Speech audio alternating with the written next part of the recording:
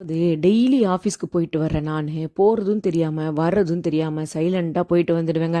ஆனால் மாதத்தில் ஒரே ஒரு தடவை ஆஃபீஸ்க்கு போயிட்டு வர்றதுக்கு முன்னாடி என் புருஷன் பண்ணுற அலப்பறை இருக்கே, இன்றைக்கெல்லாம் ஒரு கட்டத்துக்கு அப்புறம் எனக்கு செம்மையாக டென்ஷன் ஆகிடுச்சுங்க. ஏர்லி மார்னிங் ஒரு பிளாப்லா காரில் தான் ஷேரிங்கில் பெங்களூர் போகிறான்.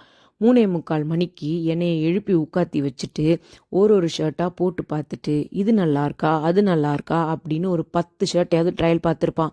ஏண்டா, உனக்கு ஃபேஷன் ஷோ நடத்துகிற டைமாடா இது? கொஞ்சம் கூட மனசாட்சியே இல்லையா? ஏன் என்னை இப்படி டார்ச்சர் பண்ணுற அப்படின்னு தான் நான் அவனை கேட்டுட்டு இருந்தேங்க.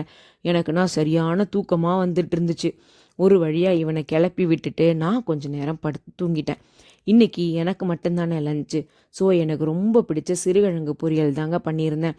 ஆனால் ஒரு ஆளுக்கு வேண்டி என்னத்தை குழம்பு வைக்க அப்படின்னு யோசிச்சுட்டு இருந்தேன்னா தயிர் வேற இல்லை. அப்படி யோசிச்சுட்டு இருந்த போது தான் பருப்பு பொடி டப்பா என் கண்ணில் பட்டுச்சுங்க.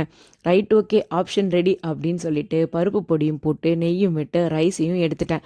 இன்றைக்கி பஸ்ஸில் போகணுன்றதுனால கொஞ்சம் சீக்கிரமாக தாங்க வீட்டில் இருந்து கிளம்புனேன். இல்லைன்னா என் புருஷனோட ட்ராப் சர்வீஸ் இருக்கும். ஆஃபீஸ்லேருந்து ரிட்டன் வரும்போதே கடையிலேருந்து டின்னர் வாங்கிட்டு வந்துட்டேங்க. 69 ரூபாய்க்கு 6 வகையான டின்னர். நான் எங்கேருந்து ஃபுல்லாக சாப்பிட்றதுக்கு பாதியை சாப்பிட்டுட்டு மீதியை நெக்ஸ்ட் டே பிரேக்ஃபாஸ்ட்டுக்கு வேண்டி சேவ் பண்ணி வச்சுட்டேன்.